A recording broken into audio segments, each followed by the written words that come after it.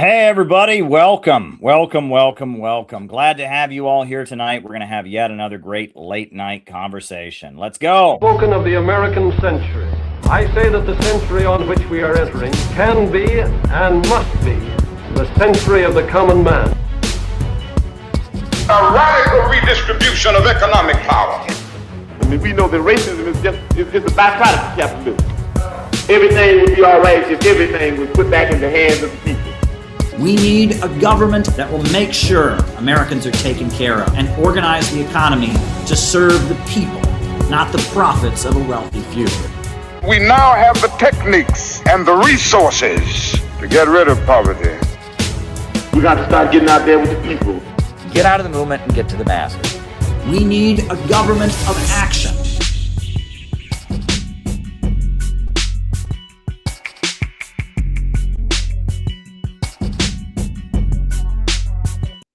Welcome, everybody. So glad to have you here tonight. We're going to have yet another great late night conversation.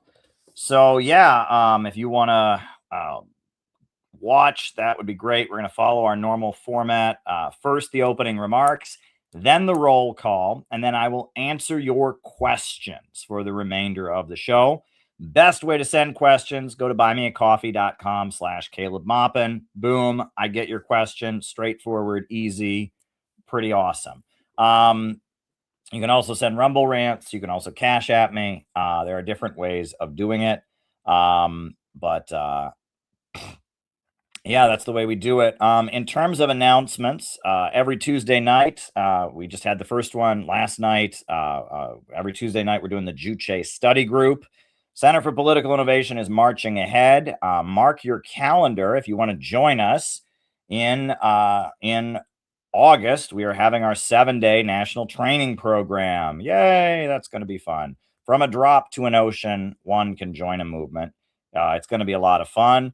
So mark your calendar for it. A number of people have already registered already. So if you're going to be there, go ahead and register August 12th to August 19th in the Chicago area.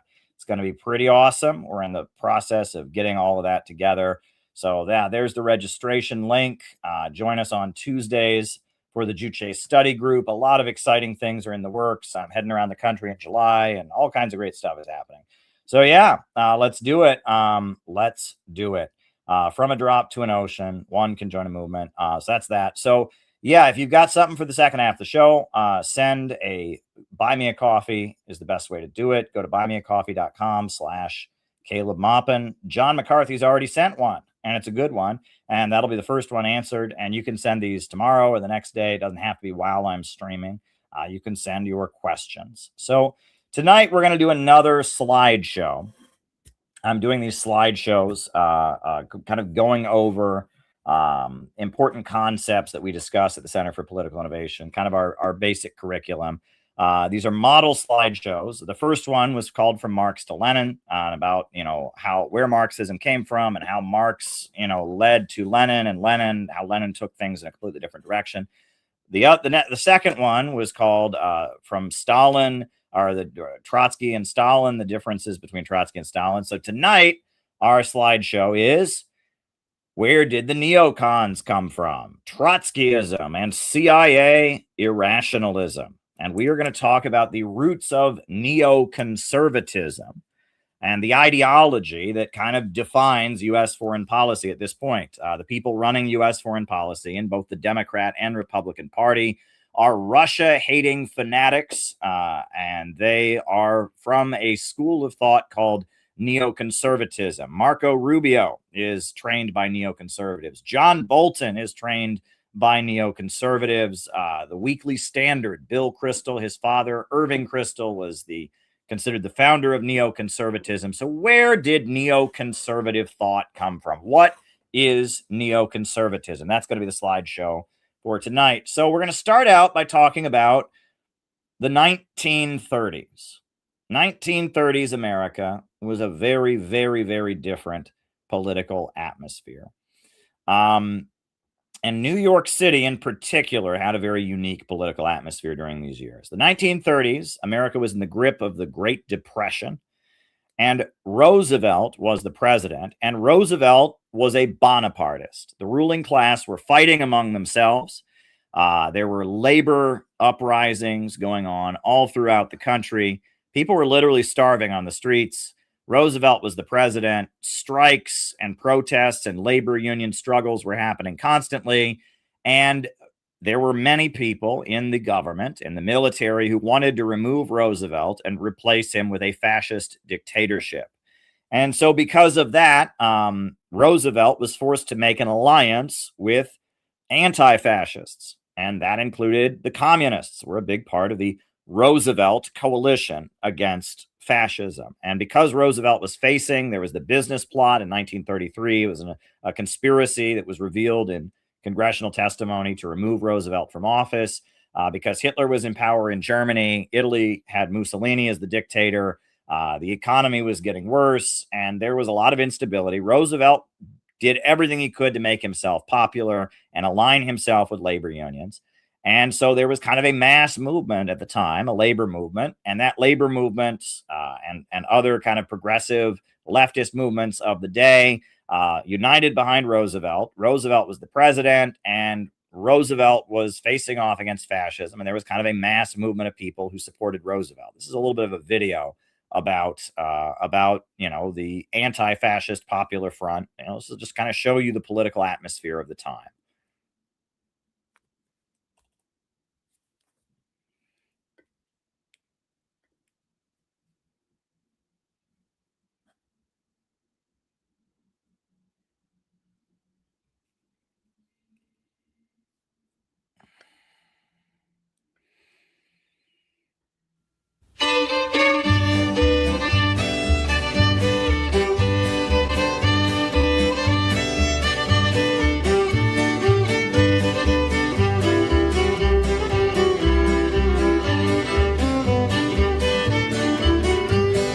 Rally round the flag, boys, we'll rally once again, shouting the battle cry of freedom. And we'll rally from the hillside, we'll gather from the plain, shouting the battle cry of freedom.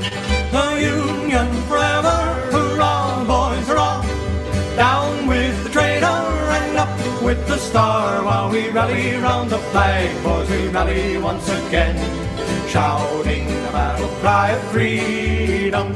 Oh, we're springing to the call for 300,000 more, shouting the battle cry of freedom. And we'll fill the vacant ranks of our brothers gone before, shouting the battle cry of freedom. The Union forever, hurrah, boys, hurrah! Down with the traitor and up with the star. While we rally round the flag, boys, we rally once again, shouting the battle cry of freedom. We will welcome to our number the loyal, true and brave, shouting the battle cry of freedom. And although he may be poor, he shall never be a slave, shouting the battle cry of freedom. The Union forever, hurrah, boys, hurrah! Down with the traitor and up with the star. While we rally round the flag, boys, we rally once again, shouting the battle cry of freedom. So we're springing to the call from the east and from the west, shouting the battle cry of freedom. And we'll hurl the rebel crew from the land we love the best, shouting the battle cry of freedom. The Union forever, hurrah, boys, hurrah! Down with the traitor and up with the star. While we rally round the flag, boys, we rally once again, shouting the battle cry of freedom.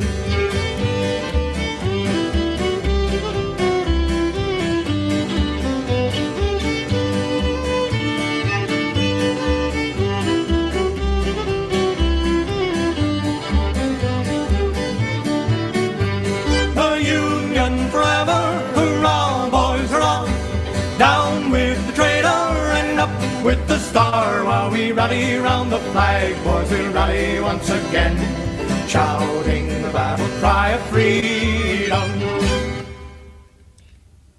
Yeah, so that was the 1930s.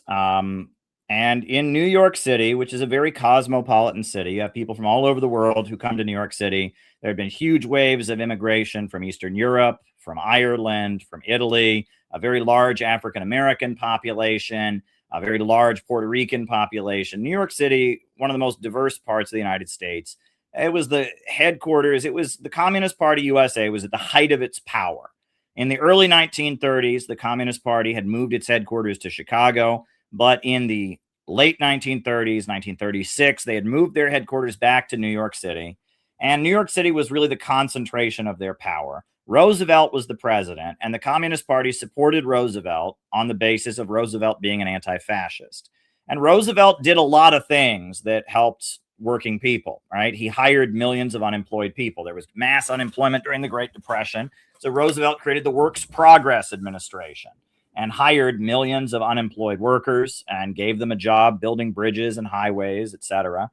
And Roosevelt did a lot of things that were, you could say, illiberal. For example, in addition to hiring people to build bridges, he started something called the National Theater Project. And the National Theater Project went around putting on plays that were, very low cost, and it was government-sponsored theater. Well, the National Theater Project didn't just put on plays; it put on leftist propaganda.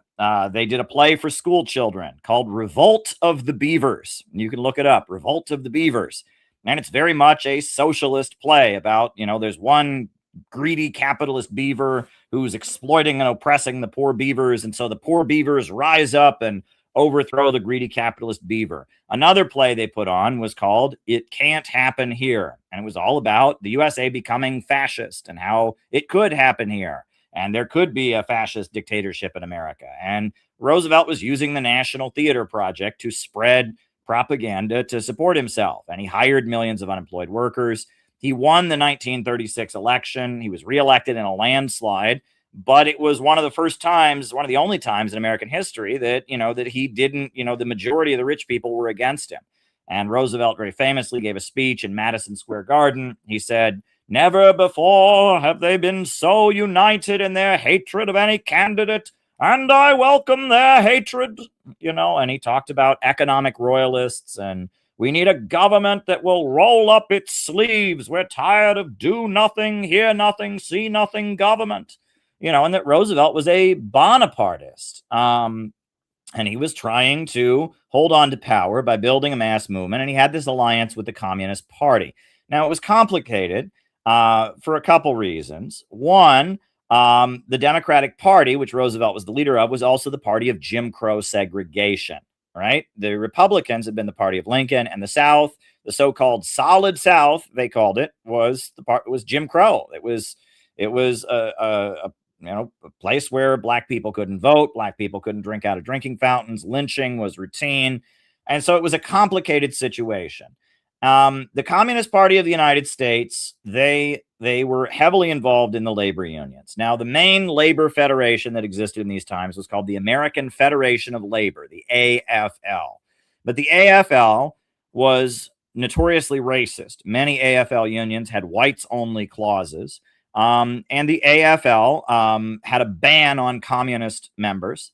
And the AFL often refused to unionize what they called industrial workers. They would only organize, quote unquote, skilled workers, right? If your job didn't have an apprenticeship, if it was just a job on an assembly line, like an auto worker or a meat packer, it was a job that didn't require a large amount of training, they wouldn't unionize you because they said you shouldn't have a union. It was only skilled craftsmen. So the Communist Party formed the CIO. And basically what happened was the leader of the miners' union was a member of the AFL, a guy named John L. Lewis. And in 1936, John L. Lewis punched the leader of the AFL, the American Federation of Labor. He punched him and he walked out. And the miners' union formed the Congress of Industrial Organizations, which was a rival labor union federation to the AFL. And they were for industrial workers, meaning that if you worked as an auto worker, if you worked as a meat packer, if you worked as a steel worker, you could be part of the CIO. They didn't only organize skilled workers; they organized "quote unquote" unskilled workers as well. The CIO had no ban on foreign-born, non-English speaking, or non-white workers. It was multiracial. And on top of that, the CIO had no ban on communists, and thousands of Communist Party members were hired by the CIO to be organizers. And in 1937, the year after Roosevelt was elected president, you had the sit-down strike wave, where workers were occupying their factories to demand union contracts. And all over the country, there were over 400 sit-down strikes, and workers won union contracts by occupying their factory, having like sit-ins in the factory to demand union contracts. And Roosevelt was the president, and he supported them in doing so because he was in a fight against, his own class. Many of the rich people wanted to remove him and set up a fascist dictatorship. So Roosevelt was encouraging the sit-down strikes. So New York City was a stronghold of labor. You had the American Federation of Labor, you had the CIO, and you had the Communist Party based in New York City, that was part of the CIO and was a big organization. The Communist Party controlled 2 city council seats in Harlem. Peter Caccioni was an Italian American. He was a member of the Communist Party. He had 1 city council seat in Harlem. And the second was Benjamin Davis. And Benjamin Davis was African American. And he took the seat of Adam Clayton Powell, who was a very famous black leader who was later a member of Congress. Adam Clayton Powell, when he moved on to be in Congress, Adam Clayton Powell's seat was taken by Benjamin Davis, who was a member of the Communist Party. And then on top of that, they had an Italian American named Vito Marcantonio, who was in the U.S. House of Representatives, who was not a member of the Communist Party, but he was very close to it.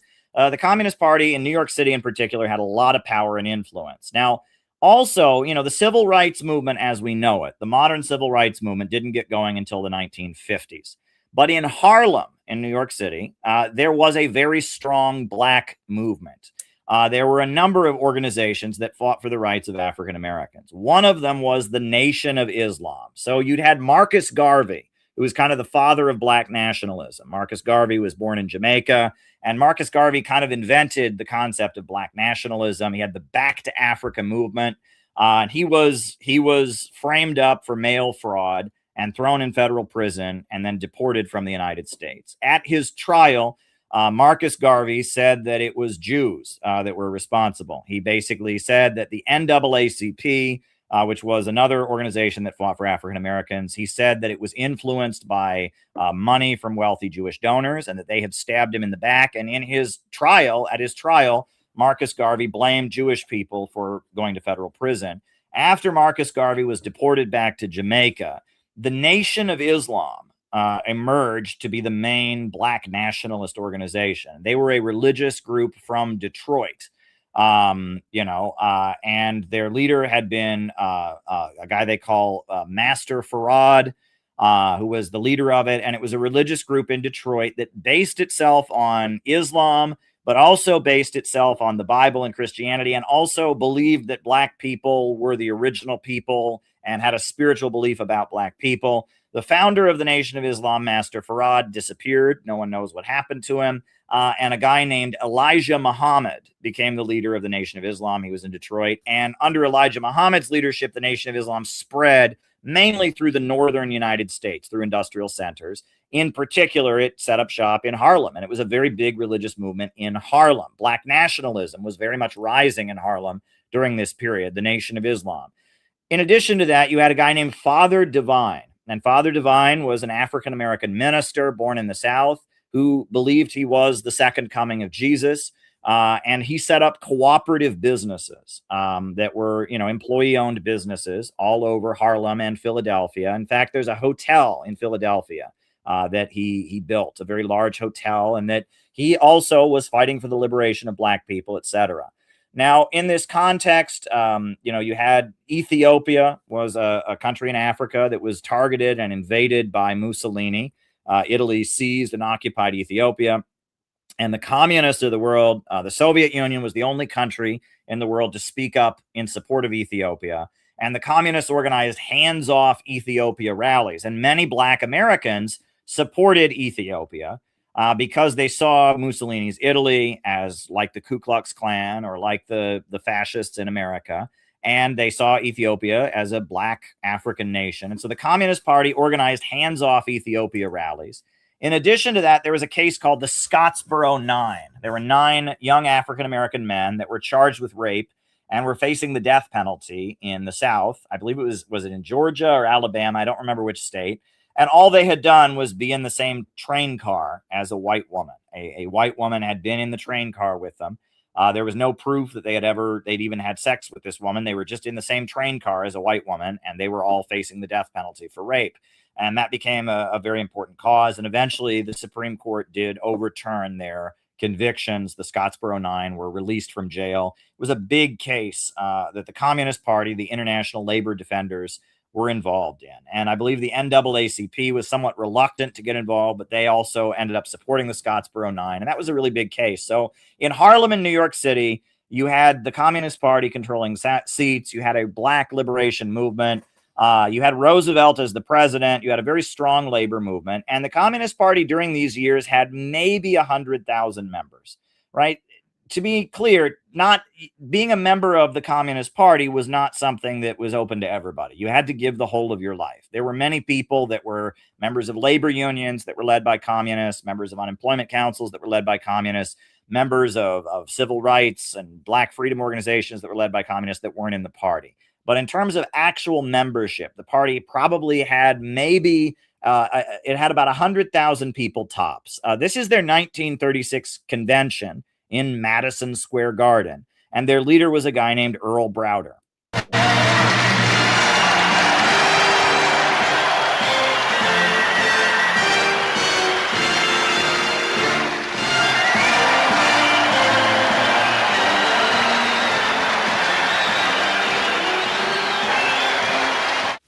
Events and issues are beginning to stand out so that they can be seen by the masses.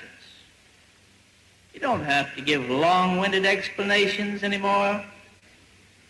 The people see, the people understand. What they need is a voice to express it for them and an organization to rally them. And the people are going to march forward. With the people will belong the victory. Yeah, so that was the Communist Party, and they were quite popular and powerful during these years. This is like the height of their influence in America in the late 1930s, and New York City was probably the place where they had the most power. So then there was a breakaway form of communism called Trotskyism, right? The leader of the Soviet Union was Stalin, but Trotsky was a guy who had led the Russian Revolution, who had a falling out with Stalin, had fled the Soviet Union. First, he'd lived in Turkey, and then he had lived in France, and then he moved to Mexico. And Trotsky formed the Fourth International, which was his followers. The Communist International that was led by Stalin was the Third International, so he formed the Fourth International. And Trotsky was a guy who had been the leader of the Red Army, and he had known Lenin and such, but he had had a falling out with Stalin, and he was against the Soviet government. And he said that the Soviet Union's leaders were what he called a parasitical bureaucracy, that they were a counter-revolutionary parasitical bureaucracy. Trotsky maintained that the Soviet Union was a degenerated workers' state, that it was still socialist in its economic foundations, but it was led by a corrupt bureaucracy, and he wanted what he called a political revolution, not an economic revolution. He wanted to keep the economic system, but he wanted to overthrow the bureaucracy and overthrow the Soviet government and bring himself to power. And from exile, he formed the Fourth International. And in America, the Fourth International, they became, they had a number of different names. And for a while, they were calling themselves the Communist League. And then they were the U.S. Workers' Party. And then they joined the Socialist Party as a faction, and then they were kicked out of the Socialist Party. So ultimately, they called themselves the Socialist Workers' Party, or the SWP. And they're still around today, by the way. I mean, there's whatever's left of them. They have the Militant newspaper, Pathfinder books. There's not very many of them anymore. It's kind of become a small group. But in these days, this was like the other Communist Party. The Communist Party had maybe 100,000 members. They had maybe 10,000 members, maybe 20,000 members. They weren't huge, but, communism was very popular, and they were the knockoff brand of communism that was against the Soviet leaders. But when the SWP was formed, Trotskyism in America had two wings. There were two distinct groups. There were members of the Teamsters Union, and there were New York intellectuals. And this is very interesting. So The leader of the Teamsters Union was Daniel J. Tobin. That's the guy who was basically the founder and leader of the Teamsters Union. And Daniel J. Tobin was part of the American Federation of Labor. And the Teamsters were what was considered to be a right-wing union. First of all, many Teamsters locals banned non-white people from joining. They were whites only. On top of that, they were part of the American Federation of Labor.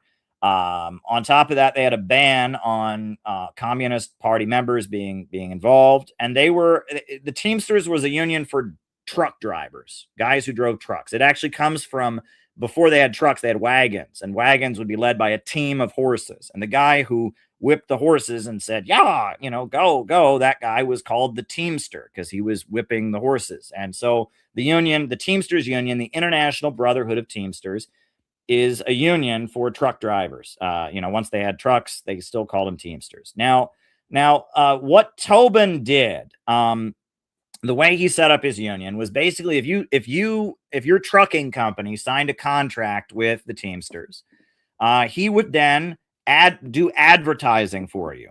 Buy at this company because they are a union company. And that was basically how the Teamsters Union worked, right? If a trucking company signed a contract, then Tobin would spend the union dues money putting up billboards in the town, shop at this store because it has union labor. And it was what you might call a business union. It was kind of a corrupt union. And what's interesting is they didn't like Roosevelt. And this is where it gets interesting. Roosevelt, you would think, all the labor union leaders would like Roosevelt. That was not the case, right? For example, Roosevelt hired millions of people to be unemployed workers. He hired millions of unemployed workers to work at the Works Progress Administration. Well, he was taking jobs away from union construction workers, and he was taking jobs away from union pipe fitters, and all those guys that were getting Works Progress Administration wages to build bridges and stuff. They were taking jobs away from unions. A lot of labor unions really didn't like Roosevelt hiring all these unemployed, for example. And there were other things that Roosevelt did that it was complicated. The CIO loved Roosevelt and was very solidly behind Roosevelt, and the Communist Party was behind him. But Daniel J. Tobin wasn't so much. Now, he went to the White House. He met with Roosevelt. He supported him in some elections, but not every election. There was kind of a back and forth, and they didn't always support the Democrats. And especially later in the 1950s, the Teamsters were very much a Republican union. And even in these days, they weren't they were considered a conservative right-wing union. They were AFL, they were not CIO, and they were kind of a business union in a lot of places they were racist, and they were known, they had this advertising hustle, where they would advertise, a lot of times people would make contracts with them as a way to get advertising, and they were kind of corrupt. Regardless, in Minneapolis, in the city of Minneapolis, the Teamsters Union was taken over by Trotskyists. And these two Trotskyist leaders, James Cannon and Farrell Dobbs, became the leaders of the Teamsters Union in Minneapolis. And I guess, Robert's Rules of Order, and they were just, they didn't like the Communist Party, and the Communist Party was banned from unions, and through, political maneuvering in Minneapolis, the Teamsters Union was run by Trotskyists. And in 1934, Minneapolis was shut down by a Teamsters strike, and they shut down the whole city. It was a real general strike. They keep having general strikes lately against Trump. They're not general strikes. They're parades. The Democrats, they want to not like Trump, and so they say, we're having a general strike, and that means all the Democrats get together and have a parade. But when Minneapolis had a real general strike in 1934, no trucks would drive on the street because the union was out there on the street with baseball bats and signs that said no scab trucks. And if you didn't have a union pass on your truck, they bashed your windows in. Food was not delivered to stores. The electricity shut off. I mean, the whole city was brought to a grinding halt, and they set up big speakers in downtown Minneapolis to blare their propaganda. And their slogan was "Make Minneapolis a Union Town." And they won. And that they unionized all the truck drivers in Minneapolis. And, the Trotskyites infiltrated the Teamsters Union, and they did a pretty good job. And in the Midwestern United States, in Minneapolis and eventually in Nebraska and a lot of like Midwestern states, the Teamsters Union, the radical wing of the Teamsters Union, was led by Trotskyists. And this guy, Farrell Dobbs, was considered one of their most important leaders. There was also another guy named Carl Skoglund.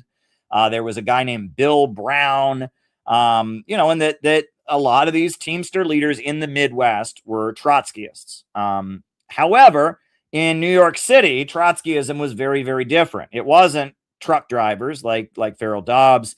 It was intellectuals.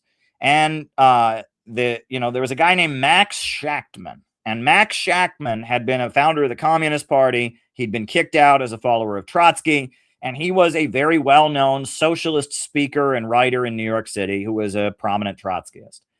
And there was a magazine that was very popular on the college campuses called Partisan Review. And it originally had been a Communist Party magazine. It had gone out of business, and then it relaunched as they called it an anti-Stalinist left publication.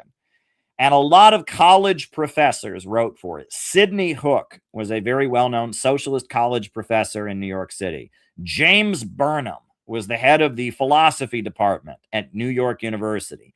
Dwight MacDonald was a very well-known writer and essayist. Mary McCarthy was also very well-known.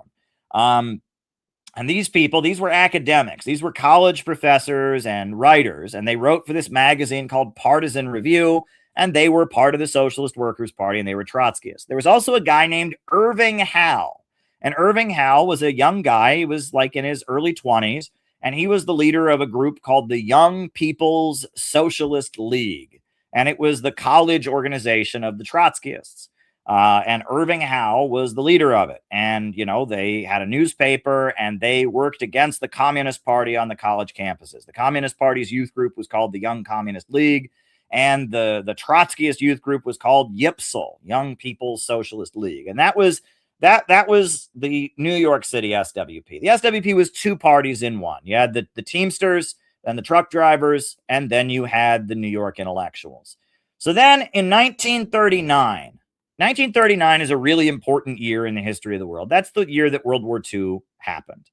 And a number of things happened very, very quickly in the lead up to World War II. And it was a very confusing time politically. In the fall, in April 1st of 1939, Spain became a fascist country, right? There had been a civil war in Spain. The Spanish Civil War had been going on.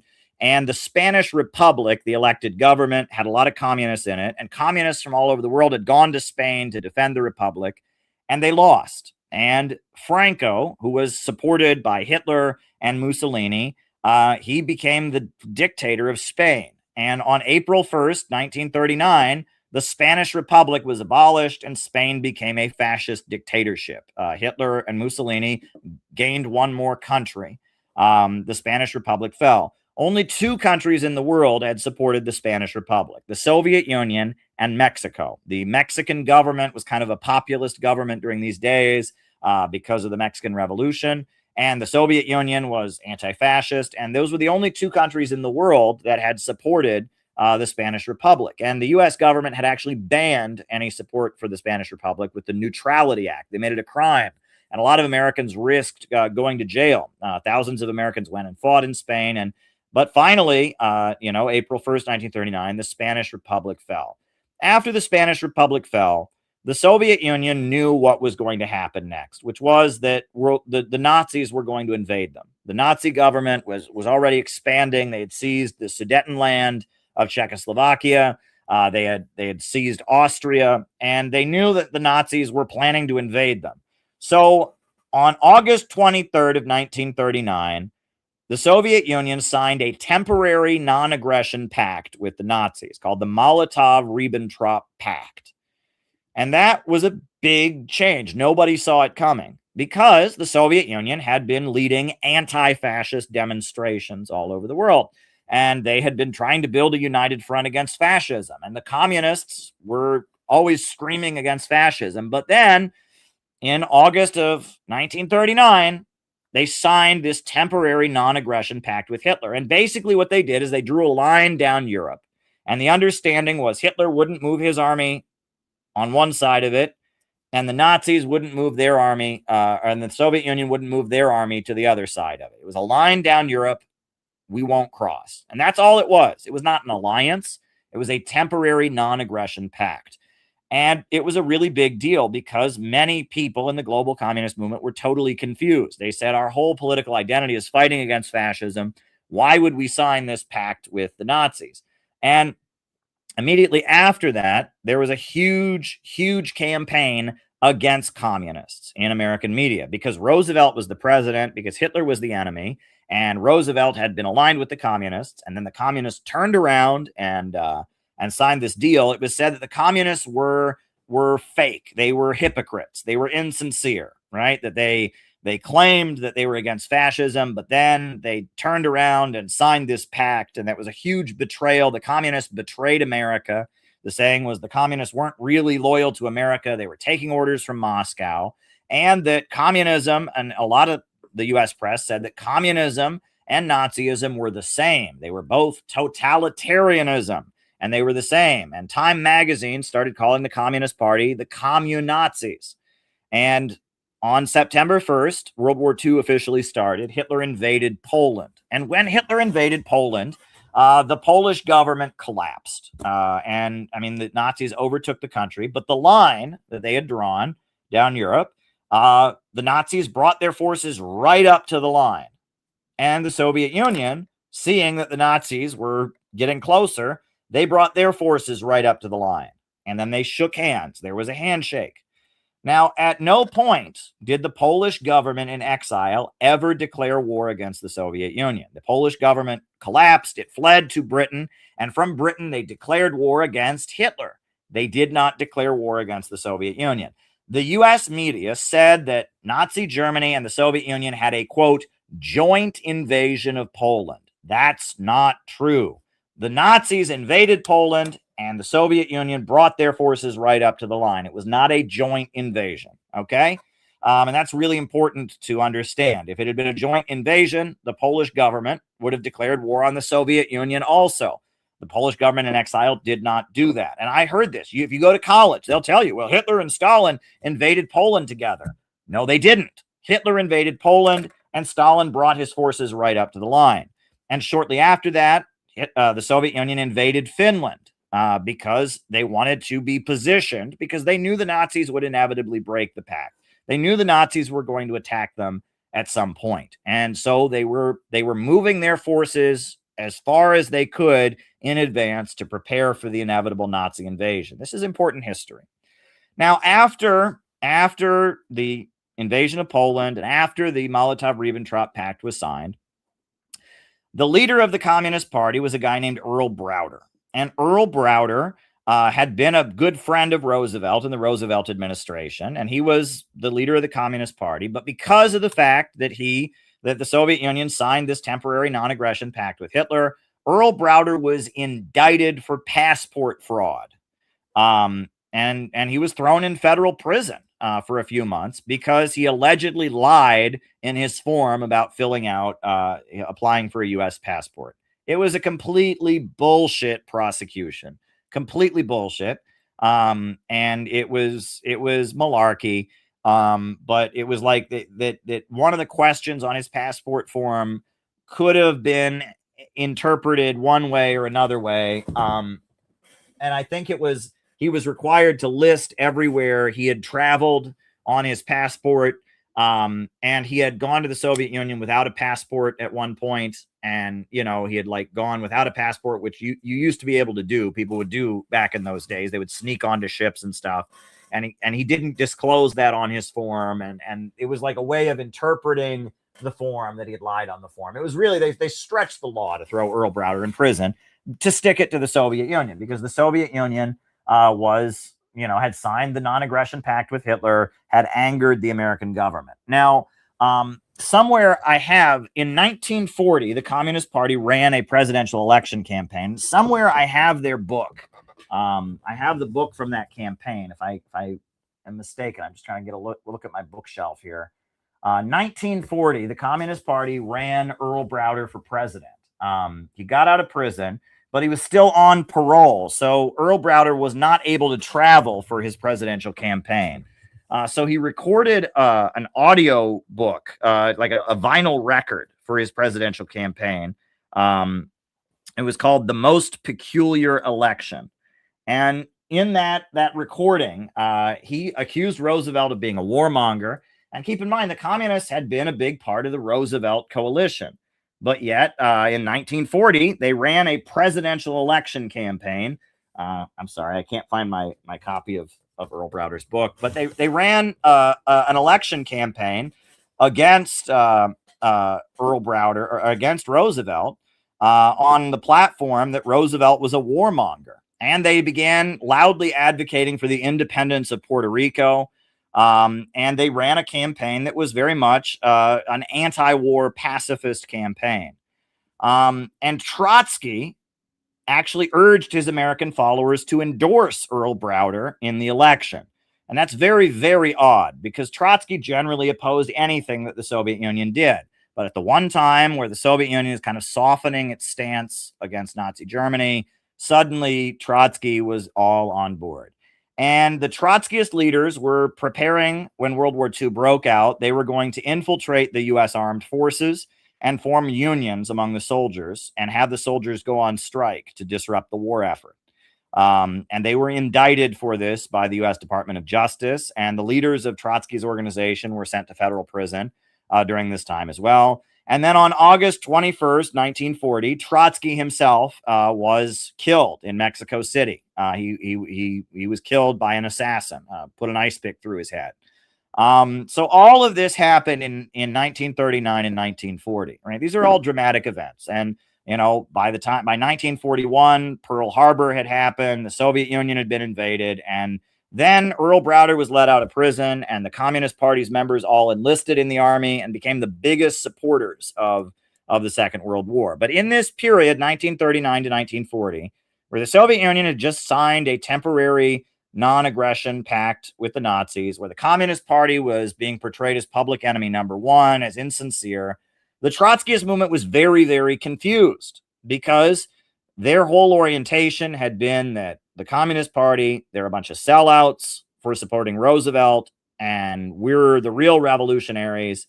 And now, all of a sudden, the Communist Party had signed this temporary non-aggression pact with Hitler, and Trotsky supported them doing that. He said they did it in an unprincipled way. They should have communicated it better, but he had no objection to them doing it. He thought it was okay to do the pact. He said he would have signed a pact with Hitler even earlier. But yet, the American Trotskyists didn't know what to do. Now, this is actually a song. The American Trotskyists had their own, recording studio, and they had an album. They had a vinyl record of Trotskyist songs making fun of the Communist Party. This is an actual Trotskyist song from 1939, composed by Trotskyists to make fun of the Communist Party. I've sung it on these streams before. I'm not going to sing it tonight. I'm just going to play the recording. Here we go.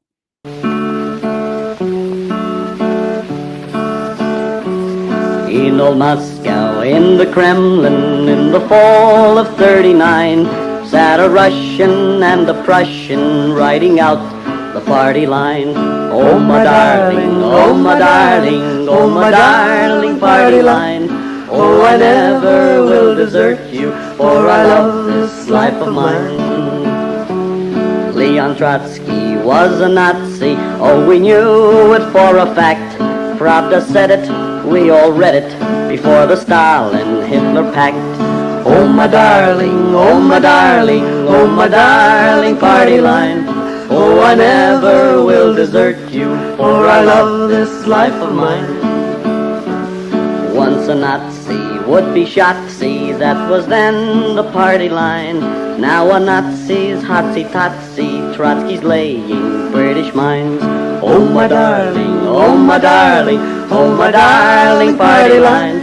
Oh, I never will desert you, for I love this life of mine. Now the Nazis and their Führers stand within the party line. All the Russians love the Prussians, Volga boatmen sail the Rhine. Oh my darling, oh my darling, oh my darling party line. Oh, I never will desert you, for I love this life of mine. Yeah, and the American Trotskyist movement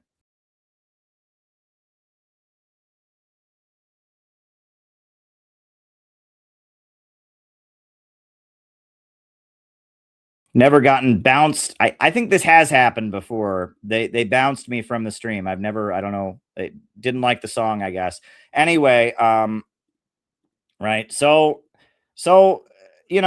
the Molotov-Ribbentrop Pact of 1939 very much confused the Trotskyist movement, but Trotsky supported it and said the Soviet Union had the right to do it, that he would have done it sooner. This is right before Trotsky's death, but there was a big fight within the SWP, and the leader of the SWP opposition was Max Shachtman.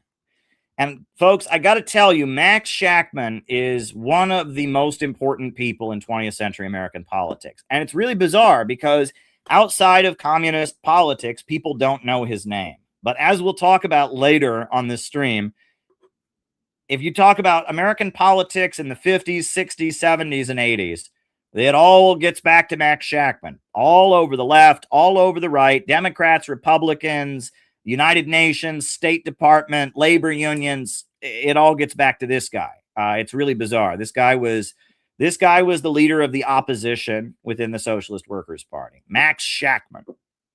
Now, Max Shachtman said his primary disagreement with the SWP was the Russian question. He didn't feel that the Soviet Union should be supported in World War II, and he didn't feel that the Soviet Union was actually a deformed workers' state. And he said it was what he called bureaucratic collectivism. It wasn't socialism, but it wasn't capitalism. It was the rule of bureaucrats. It was this new system that had developed. And he said that Nazi Germany was the same system. It was bureaucrat collectivism. But in addition to disagreements about the Russian question, he accused the SWP of practicing cult of the leader.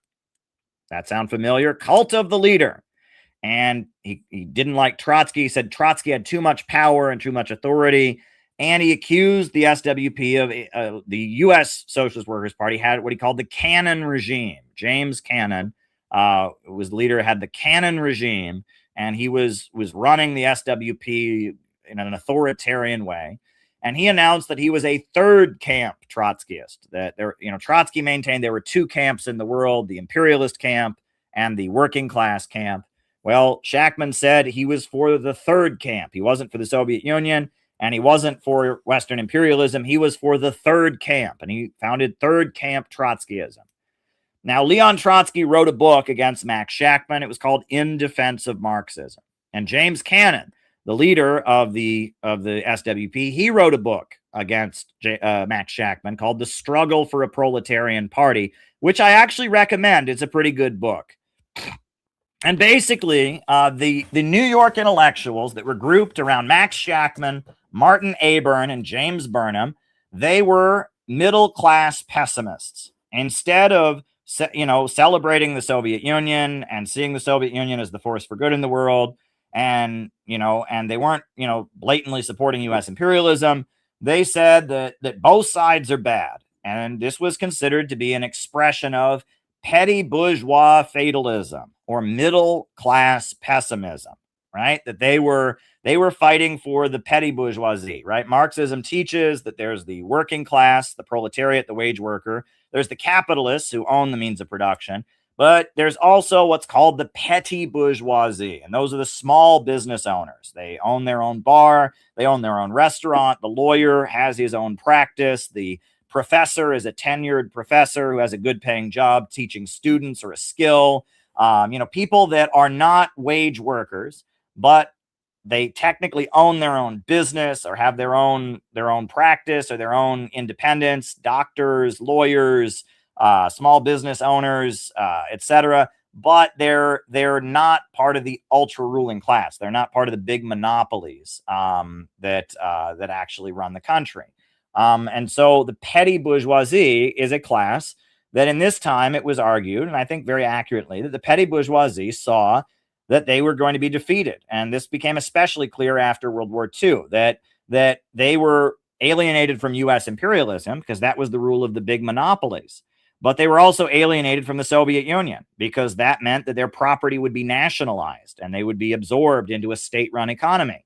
And that the petty bourgeoisie celebrates its individuality and its independence. And it saw it threatened. The world was gripped by collectivism in the 1930s. Communism was on the rise. And as capitalism was threatened by communism, capitalism was turning into fascism. And fascism is also a collectivist authoritarian movement. So individualism and the freedom of the individual was under attack. And the New York intellectuals were a layer of people that had been communists that were clinging to their individuality and were threatened by the notion of joining a mass movement. And this is what James Cannon wrote when criticizing them. He said, the proletarian revolution, for the proletarian revolutionist, the party is the concentrated expression of his life purpose, and he is bound to it for life and death. He practices and preaches party patriotism because he knows that his socialist ideal cannot be realized without the party. In his eyes, the crime of crimes is disloyalty or irresponsibility to the party. The proletarian revolutionist is proud of his party. He defends it before the world on all occasions. The proletarian revolutionist is a disciplined man, and since the party cannot exist as a combat organization without discipline. But then he describes the New York intellectuals. He says that they're not party patriots. He says the moment his toes are stepped on or he is rebuffed, he forgets all about the interests of the movement and remembers only that his feelings have been hurt. The revolution may be important, but the wounded vanity of the petty bourgeois intellectual is more important. He is all for discipline when he's laying down the law to others, but as soon as he finds himself in the minority, he begins to deliver ultimatums and threats of a split to the party majority. And this is something, when building CPI, that's one thing I've learned. We don't, when people come along and say, well, I'm going to quit if blank, blank, blank, we generally say, okay, see ya. You don't want to work with such people because they're not loyal to the organization, right? It's one thing if people have suggestions, but if people are suddenly, they don't get what they want, they're threatening to leave, that means they're not loyal to the organization, right? And that any illiberal organization must develop party patriotism. People must be loyal to the project, not simply loyal to being in a group because it can advance their own interests. They must see the project, the party, the organization as essential, party patriotism. And that is one thing that middle-class intellectuals don't have. And that is one thing that CPI has developed. And that's one thing we've learned is essential. We've had various people who join us because they think it'll make them more internet famous or it'll advance their careers. Well, those people don't last. The people who are our most loyal people, when I think about the people that have taken on leadership roles, the people who are our captains around the country, like Penny in Minneapolis, like Noah in Boston, Dan in Los Angeles, Gabby in Chicago, right? They are people that are loyal to the project. They're not trying to use the project to make themselves more famous. They're not trying to become it's not a vehicle to advance themselves. They see the project as essential. And that's really, really important. Party patriotism. And that's what the New York intellectuals did not have. And their big thing was they equated Nazi Germany and the Soviet Union as being the same system. Nazi Germany and the Soviet Union were not the same. They were both highly authoritarian countries. They were both countries where, you had a large military. They were both countries where you had one ruling party. But other than that, there were very, very, very big differences in the Soviet Union and Nazi Germany. Nazi Germany was a society where the economy was focused on degrowth. Germany was an industrial organization, an industrialized country, and the Great Depression had come along, and Hitler rebooted the German economy with destruction by creating a slave labor underclass, by increasing military spending, And, you know, they say he put half the country in prison uniforms and the other half of the country in military uniforms. I mean, it's not that simple, but largely it was degrowth. And, you know, I quote in my various other books about how reverse inflation, reducing the amount of money in circulation and basically making the population poorer, reduced unemployment and stabilized the economy. And war was essential. The reason that Hitler started seizing territory was because their economy needed more slave laborers and they needed more military spending. And the Nazi regime basically backed itself up into a corner in order to have to go to war. And you can read Arpalm Dutt's great book called Fascism and Social Revolution. Also, this book, Dialectical Economics by Lynn Marcus, has a lot about the economics of Nazi Germany in it. I would also recommend you just read my big book, Where is America Going? Marxism, MAGA, and the Coming Revolution. I have a whole chapter about degrowth and fascism as degrowth. But this was the nature of Nazi economics. So that's important to keep in mind. But according to the New York intellectuals, they were the same, and they were both state capitalism or bureaucrat collectivism. So they quit the Socialist Workers' Party, and they formed their third camp Trotskyist movement led by Max Shachtman. And some of them quit immediately. James Burnham is a very interesting figure. Google James Burnham.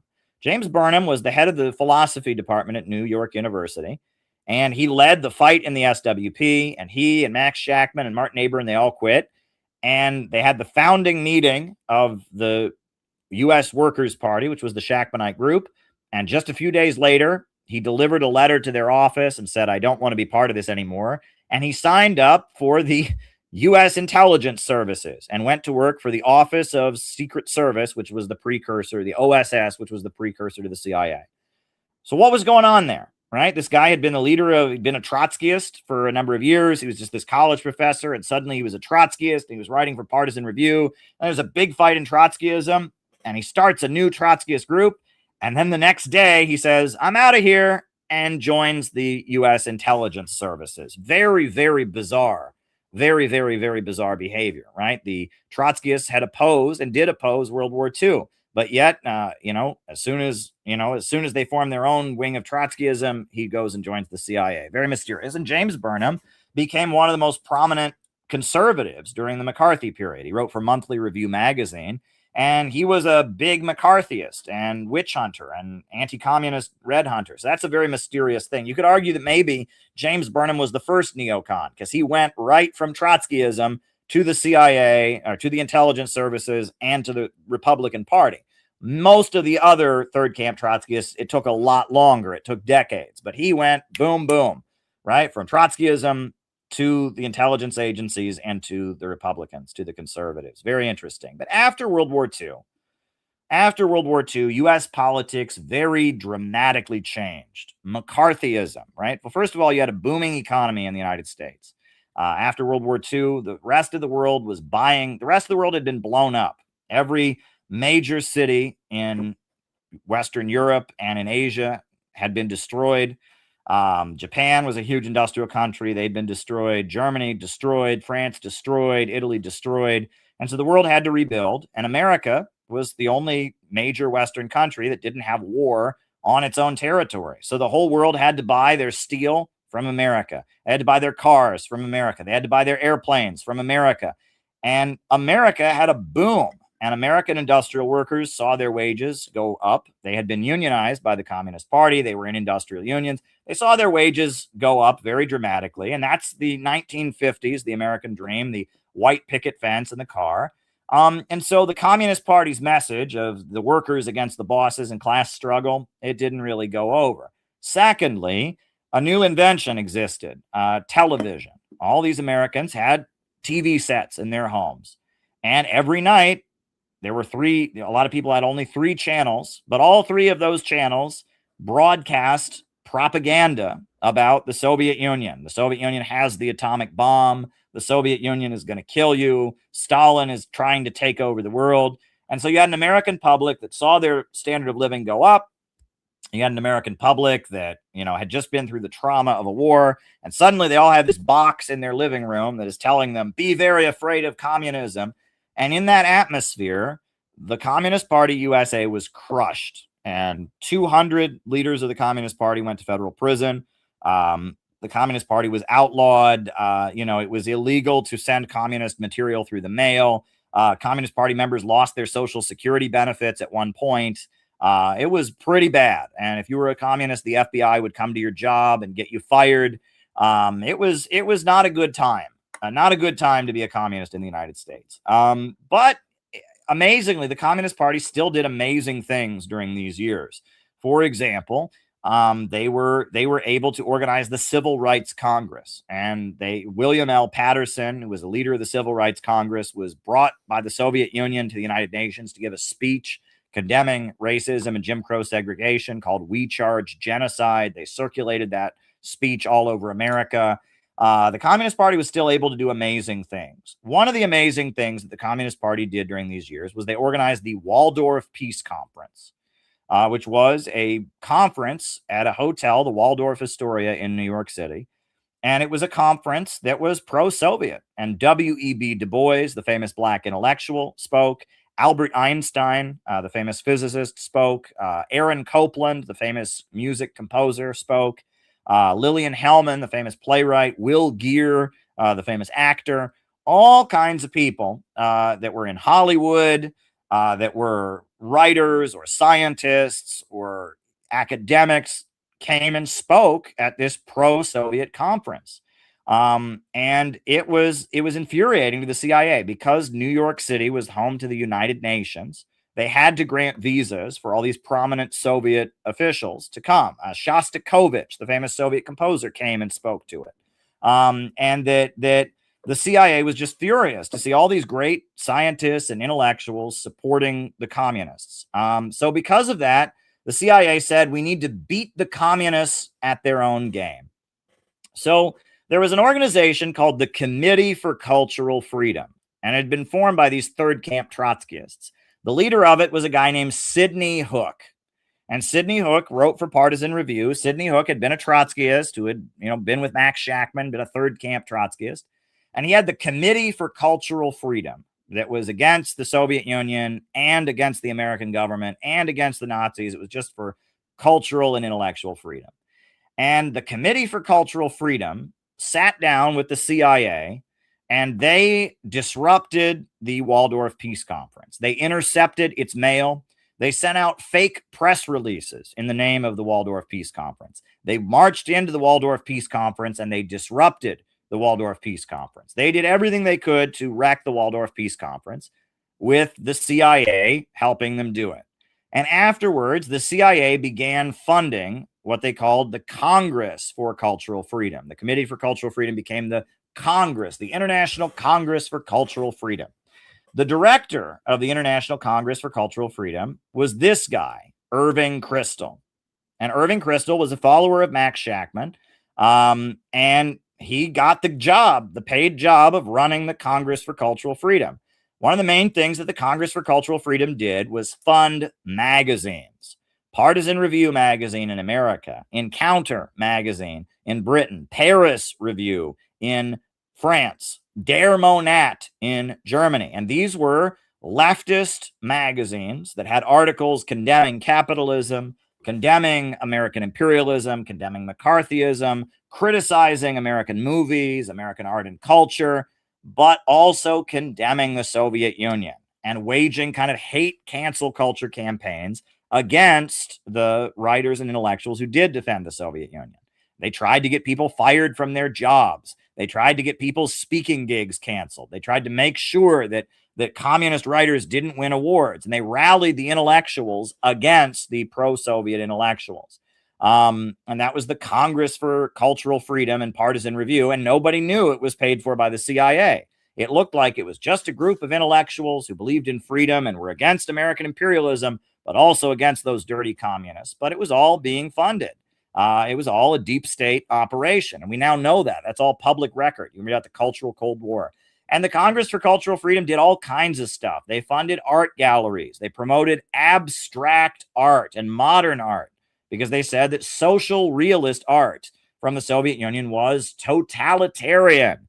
And they said that if you just have shapes, well, that's freedom. And they promoted the art of Jackson Pollock and they promoted all kinds of stuff, and they were changing the way art works, and they were changing, and that they started arguing that what they called the fascist aesthetic was that when art is preaching about right and wrong, when it's glorifying strength, this is fascism, right? Susan Sontag is one of the intellectuals who's made famous by Partisan Review. And she claims that, that gymnastics is fascist, physical fitness is fascist, all kinds of stuff is fascist. And then she later says that she thinks communism is nothing but the most effective form of fascism. Very crazy.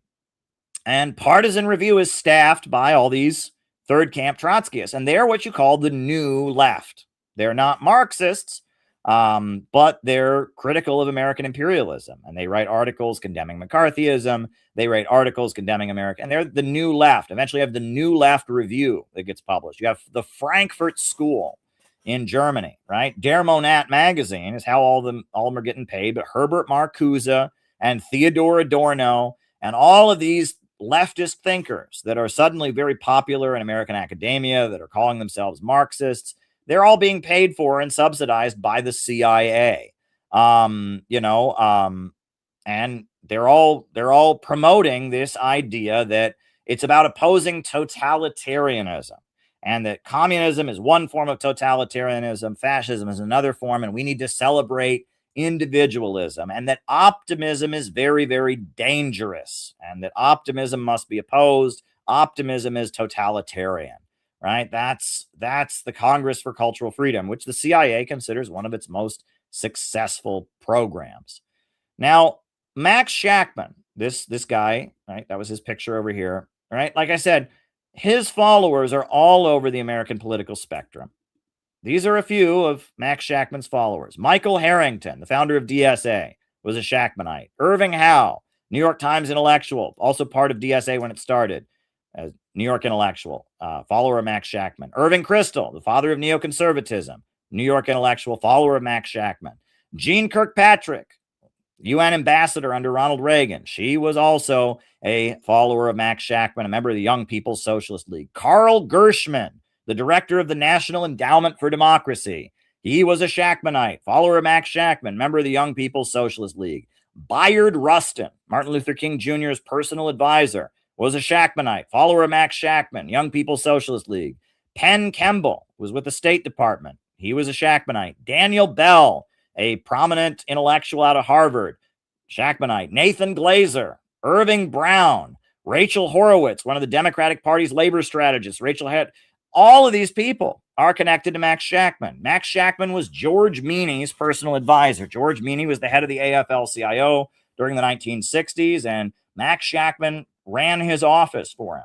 Max Shachtman, this guy who was the father of third camp Trotskyism, the Trotskyist who broke with Trotsky, he is connected to a lot of the Democratic Party leaders, and he's connected to a lot of the Republican leaders, right? Irving Kristol, his son Bill Kristol runs the Weekly Standard. Jean Kirkpatrick was a big celebrity in the Reagan administration, UN ambassador, right? Michael Harrington started DSA. All over the American political spectrum, you find followers of Max Shachtman, this former Communist Party member who became a Trotskyist who broke with Trotsky. Now, Irving Kristol, who was the head of the Congress for Cultural Freedom, who was the follower of Max Shachtman, his New York Times obituary tells us how he stopped being a socialist. This is what it said. Drafted into the army with a number of Midwesterners who were street tough and often anti-Semitic, he found himself shedding his youthful, radical optimism. I can't build socialism with these people, he concluded.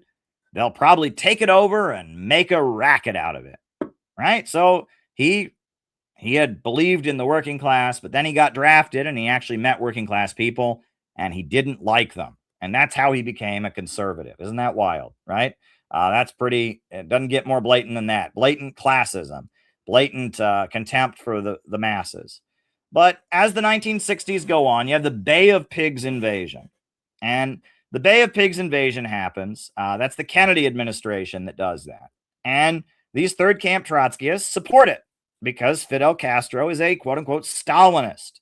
And they say, well, it's necessary. And Max Shachtman's followers, people start calling them the State Department Socialists because they echo the State Department line. They supported the Bay of Pigs invasion, and they support the Vietnam War because, hey, Stalin is the main enemy. Now, this guy starts to become a celebrity. Max Shachtman has a young protege, a guy named Michael Harrington. This guy, Michael Harrington. Let me put a picture of Michael Harrington on the screen.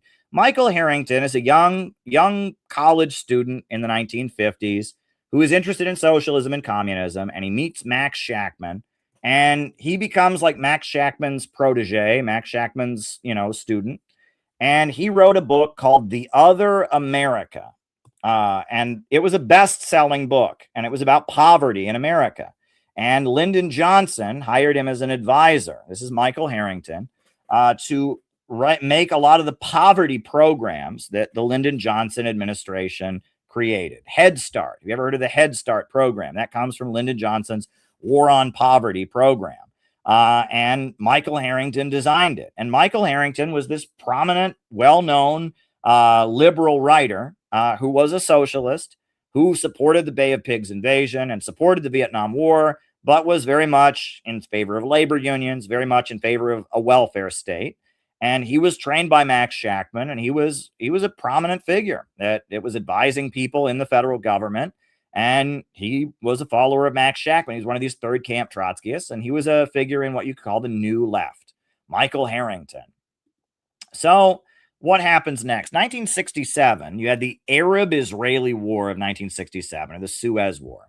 And that was when Israel went to war with the Arab world, largely with Egypt, that was led by Gamal Abdel Nasser, who was an Arab socialist, but also with, all the Arab countries. And the Soviet Union supported the Arab countries. America supported Israel. And it's during that war that the USS Liberty was attacked, right? The USS Liberty was an American ship, and Israel intentionally attacked it and killed 33 sailors. Why?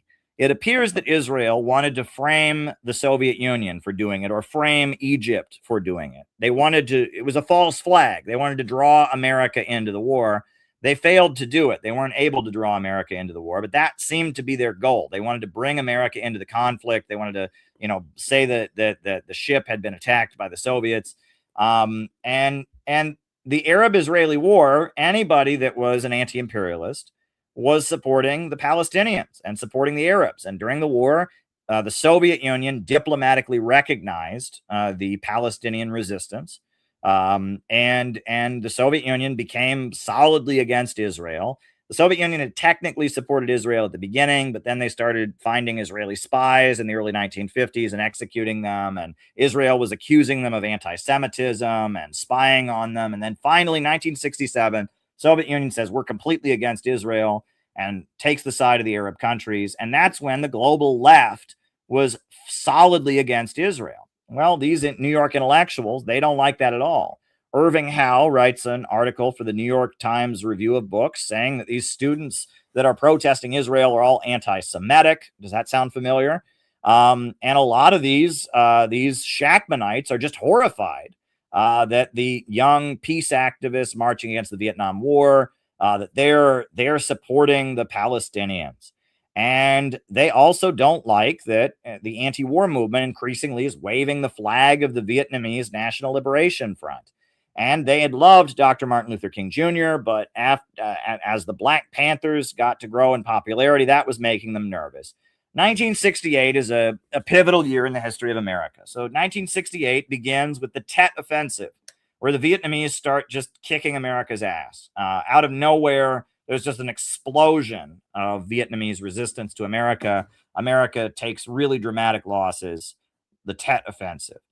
In April of 1968, Martin Luther King Jr. is murdered and assassinated. Every single major city in America goes up in flames.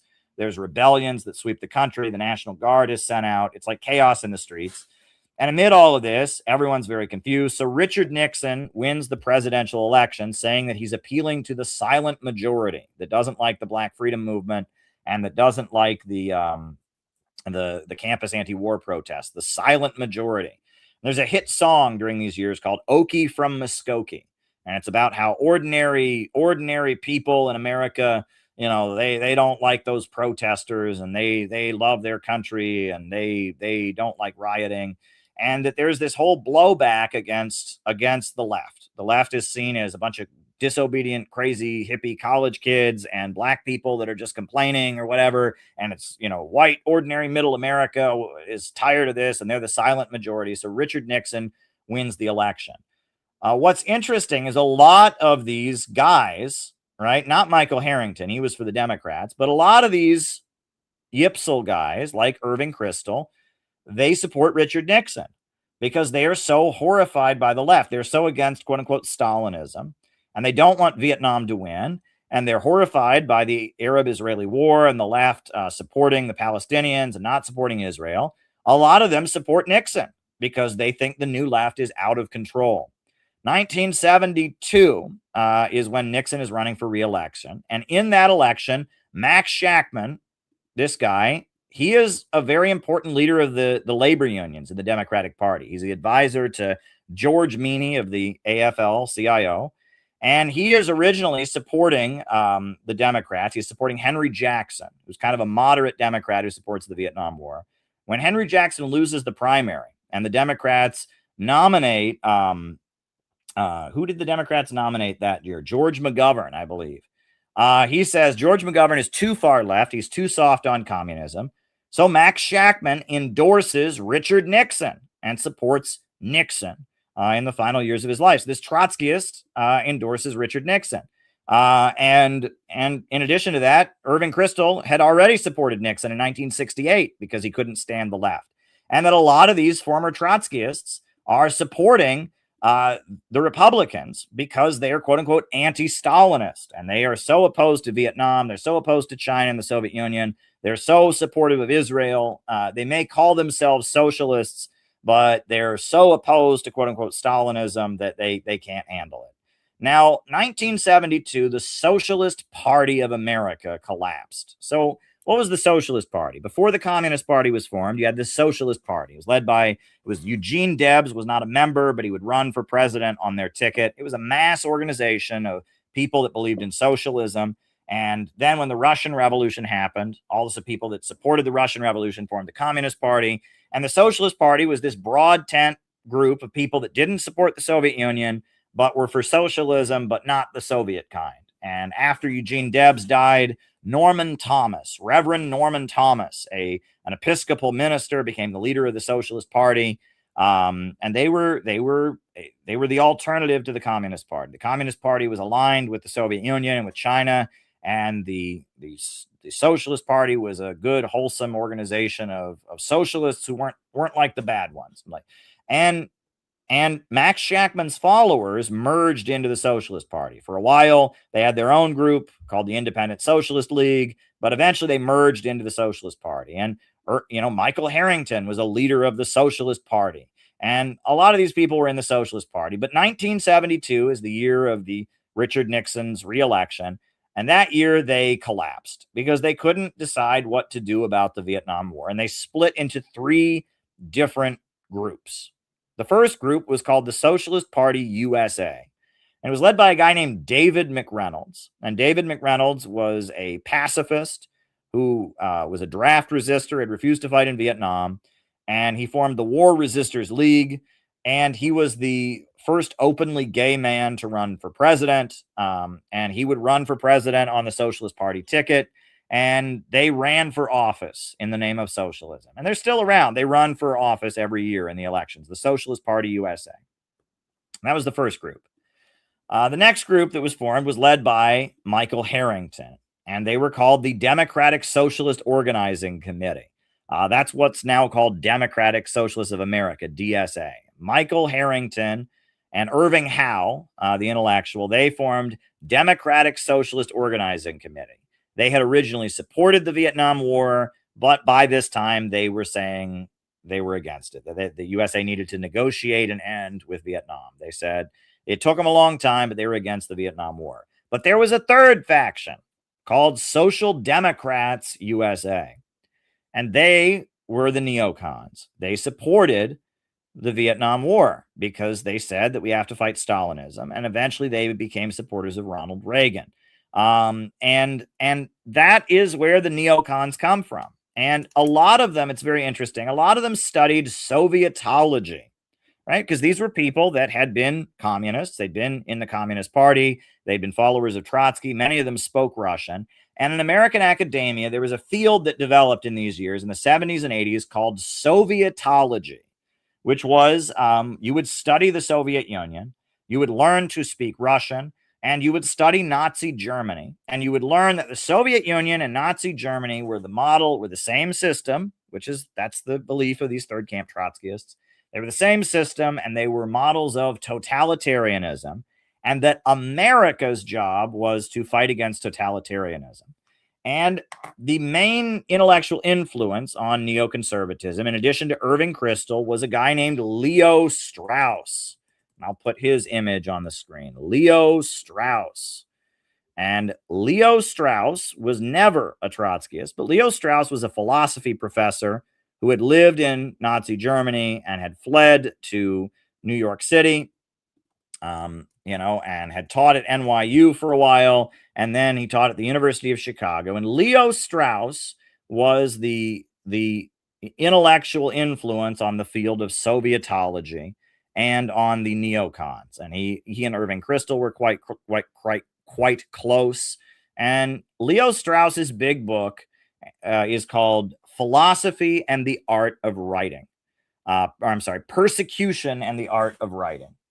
And in his book, Persecution and the Art of Writing, he argues that all the great philosophers of history have had to write in code because if the masses of people found out what they really think, they would persecute them. And he believes that some people are just naturally better than others. And he draws from Plato. Plato preached that there were certain people that were called the philosopher kings. And Plato talks about the myth of the metals, this theory that different jobs that people had flowed from different metal that they had in their blood. The ancient Greeks could detect that you had iron or some metal in your blood. And so they had the theory that different people had different iron in their blood or different metal in their blood. And that's what caused them to do the different jobs. And some people are meant to rule over people. They're the philosopher kings, and other people are meant to be ditch diggers, and other people are meant to be soldiers, etc. And Leo Strauss says that there are some people that are just naturally superior. They're the intellectuals, the philosopher kings, and that they're meant to rule over the rest of us. And that Nazi Germany and the Soviet Union are an example of excessive democracy. Now, how does that make any sense, right? These are both authoritarian governments. Well, in Plato's book, The Republic, Plato argues that the ancient Greek city-states are in an eternal cycle. And that first they have a good, noble king, and that's called a monarchy. But after a few generations, the monarchy deteriorates into, you get a bad, corrupt king, an entitled, spoiled brat king, and he's called a tyrant. And so the tyrant is overthrown by the elite. And the good, noble elite who overthrow the tyrant and then take over are called the oligarchy. And so the oligarchy rules. But after a few generations, the oligarchy gets corrupt, and you get a very corrupt, self-serving elite called a plutocracy. The oligarchy becomes plutocracy. Monarchy becomes tyranny. Tyranny then leads to oligarchy. Oligarchy becomes plutocracy. And so the plutocracy is overthrown by the masses, and the masses overthrow the plutocracy, and they establish the Republic, which is an elected government. But after a while, the Republic becomes democracy, which is mob rule. That the Republic has protections for the right of the individual and an elected government, but democracy means that no one has any freedom, that the mob of people can get together and force their will. And democracy in Plato's teaching is a very bad thing because the ignorant, foolish people are making decisions they have no right to make, and the rights of the individual are not being protected. So Plato argues that out of democracy, you get monarchy again, that people get so tired of the mob rule that you get a good king and the cycle starts over again. And Leo Strauss interprets this to argue that Stalin and Hitler are both like a representation of democracy, that the Russian Revolution, the Nazi the Weimar Republic, that the people were too involved in politics and they were angry. The economy was bad and the people got too involved in politics. And so they created this authoritarian system that suppressed the rights of the individual. And that America's job was to protect the rights of the individual, to make sure that the rabble never got out of control, so that the philosopher kings could naturally rise to the top and rule over us. It is blatant elitism. It's a completely different interpretation than what we're standard, told, right? But the idea was that America is a great place because the masses of people are controlled and they're not able to interfere in politics, that we're ruled over, and that our government doesn't mobilize us and get us involved, and that we're just kind of ruled over. Leo Strauss's favorite TV show was Gunsmoke. You ever watch Gunsmoke? It's an old cowboy TV show from the 1950s where the good guy wears a white hat and he's all good, and the bad guy wears a black hat and he's all bad, not a single redeeming quality. And Leo Strauss says that's how Americans should come to understand politics. It should be an episode of Gunsmoke. America should be all good and all of America's enemies should be all bad. And the smart people like him and Irving Kristol and Carl Gershman, they can understand the nuances of it. Of course, they can understand the nuances, but the common people can't understand it. So we should just have the media tell them it's an episode of Gunsmoke. What's very interesting is we've had two presidents in American history who are considered very close to the neocons, who literally wore cowboy hats and dressed as cowboys. And one of them was Ronald Reagan, who had been a cowboy actor in Hollywood, had played cowboys in cowboy movies. The other was George W. Bush. George W. Bush was born in Connecticut to New England old money, but yet, as president, he put on a cowboy hat and he said, I'm going to smoke him out. I'm going to smoke out Osama bin Laden, right? And I'm going to fight the evildoers, right? And that they dressed as cowboys, but that fits, right? They were trained. They had a bunch of neocons all around them, and those neocons were telling them it needs to be a cowboy movie, and the people voting for them were boomers, right? Cowboy movies are not a thing for my generation, right? I mean, I knew about cowboy movies. My parents talked about them. They weren't making cowboy movies when I was a kid in the 90s. I think they made like a movie Tombstone that was kind of a big hit in the 90s. That was a cowboy movie that was about the OK Corral. But cowboy movies are like a 50s and 60s thing, right? You had in the 50s and 60s, you have High Noon and The Hour of the Gun and My Darling Clementine, and even up into the 70s, right? You've got Clint Eastwood and The Good, the Bad, and the Ugly. But by the 80s and especially in the 90s, cowboy movies were not a thing. But you have to remember that Ronald Reagan, old people in America vote more than anybody. And back then, they weren't old people. In the 1980s, boomers who grew up watching cowboy movies in the 50s and 60s, they weren't old people back then. And even in the 2000s and the 90s, right? And so the cowboy persona, right?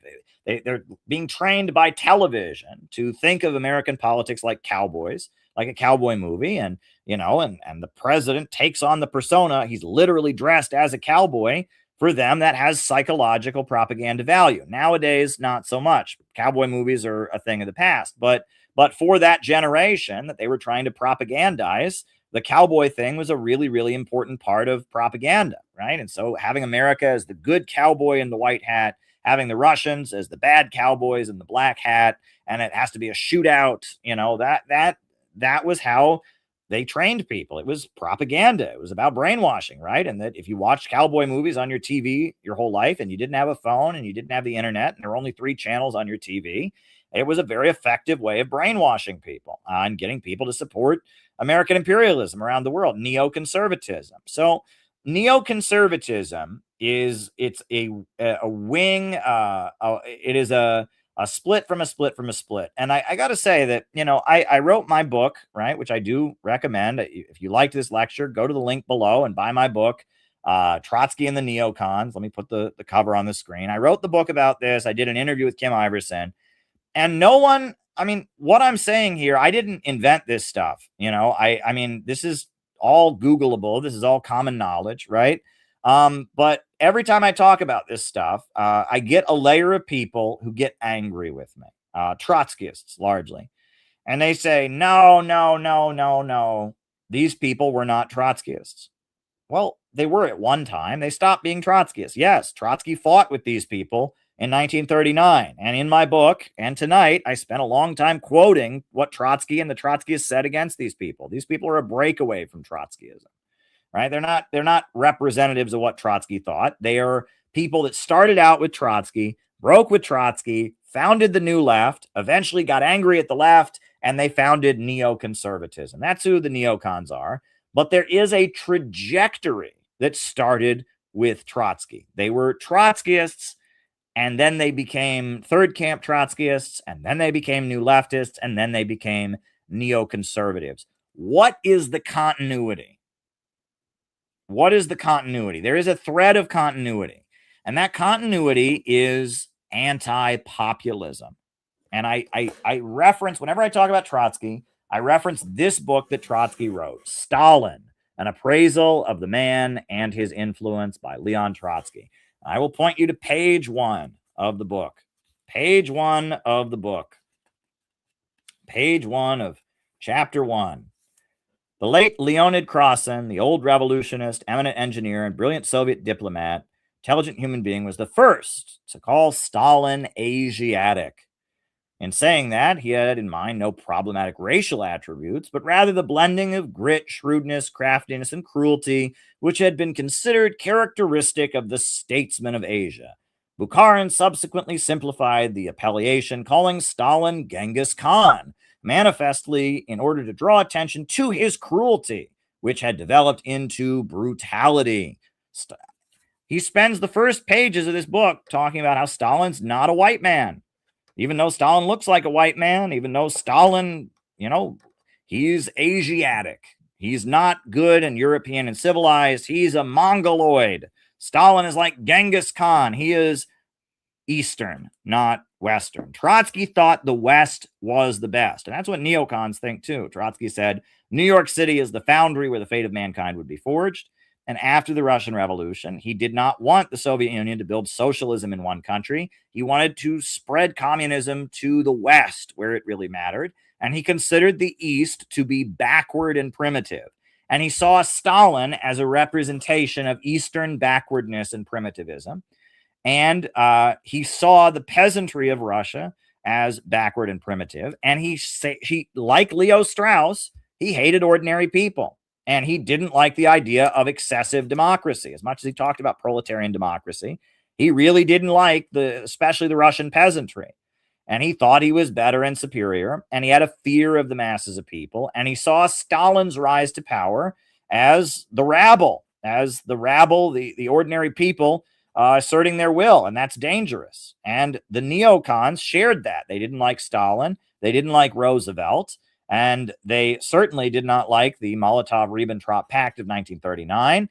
And later, they had the New Left that was about fearing populism and fearing mass movements. And eventually, when the New Left was associated with people in the East rising up and asserting their rights, and the Vietnamese and all of that, they broke with the New Left. There is a continuity. It is anti-populism and elitism of the intellectuals that is the trajectory from Trotsky to neoconservatism. They're not the same ideology, right? And I've never said that Trotskyism and neoconservatism are the same. I've never said that. All that I have pointed out is that there is a natural trajectory that these people went on. There's a journey that these people went on, and they represent a strata. And this is another controversial thing I point out. You cannot separate this from Zionism. That Trotsky aligned himself in 1912 with the Jewish Bund of Russia. Lenin denounced the Jewish Bund, a group of communists in Russia who said we have to form our own separate communist party for Jews only because Jews are just so different and so special. We have to form our own group. And Lenin, who was also Jewish, said, no. That is the spirit of the ghetto. This idea that Jews should be separate from the rest of the working class in Europe, that is reactionary. And then the most blatant expression of it is Zionism. But Bundism, the Jewish Bund, is another expression of this. And this is the spirit of the ghetto, cultivating a spirit of separation. And really what it is Jewish supremacism, right? And that Trotsky had been persecuted because of his Jewish faith, and there were horrendous pogroms in Tsarist Russia where Jews had their villages burned, etc. And that Trotsky's hatred for the Russian peasantry and his anti-populism was rooted in the fact that he was in a religious ethnic group that was separated and isolated from Russian society. And his worship of the West and his contempt for Russia was based on that.